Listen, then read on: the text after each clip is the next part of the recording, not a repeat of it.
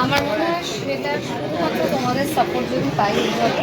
কিরকম চরিত্রের জন্য একদম সিরিয়াস চরিত্র এখানে, কিন্তু নেক্সট যদি সেটাই নেক্সট আসে আবার, তো খুবই সিরিয়াস করেছো, তোমার এত সুন্দর পারফরমেন্স, তো একটু যদি তোমার এক্সপিরিয়েন্সটা যদি শেয়ার করো। এক্সপিরিয়েন্স খুবই ভালো এবং পারফরমেন্সের দিক থেকে আমি আমাকে একদম লাস্টে রাখবো, কারণ বাকিরা দুর্ধর্ষ বলে হয়তো কোথাও না কোথাও আমিও চোখে পড়ছি।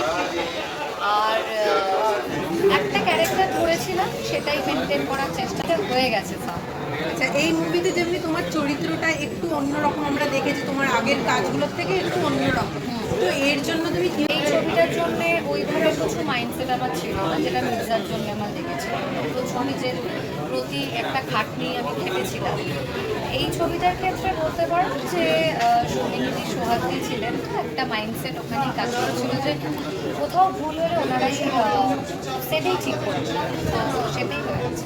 ওকে, তো তোমাকে ভালো ফিডব্যাক দিচ্ছে, এখনো খুব ভালো ফিডব্যাক, তো ওভারঅল শেয়ার করলে এবার মানে তুমি দর্শকদের উদ্দেশ্যে কি মেসেজ দিতে চাই? আমি দর্শকদের কাল চেষ্টা না, আমরা কথা দিতে পারি যে আমাদের হাউস থেকে যাই ছবি আসবে, হাউস থেকে যাই ছবি আসবে, সেই ছবি and we also want to watch this movie more and কোনো ত্রুটি না, এই জিনিসটা যেন সলভ।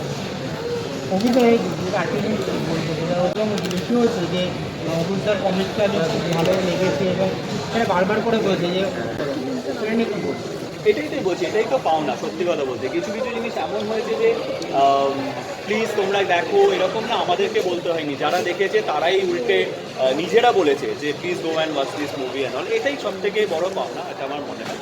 আর একটা লার্নিং প্রসেস থাকে, this is a kind of a learning process আমি বলবো, বাট আলটিমেট যেটা আমাদের করতেই হবে, যে অনেক হার্ডলস আছে, অনেক সিচুয়েশন আছে।